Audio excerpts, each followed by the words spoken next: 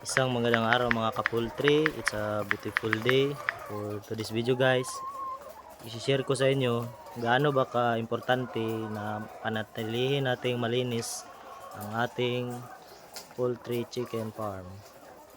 So dapat guys malinis yung paligid ng ating manok para maiwasan natin yung langaw.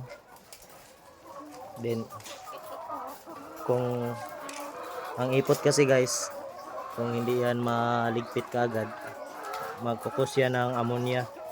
Then yung ammonia, isa din yan sa dahilan bakit magkakasakit yung ating mga alagang manok. Kaya dito sa backyard poultry farm ko, araw-araw ako naglilinis.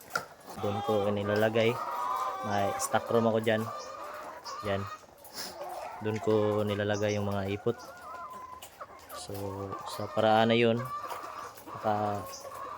magagamit din natin yung ipot, pwede gawing pataba, ilagay sa mga tanim natin. Then isa din sa importante na malinis yung poultry farm natin, maiwasan natin yung pagdami ng langaw.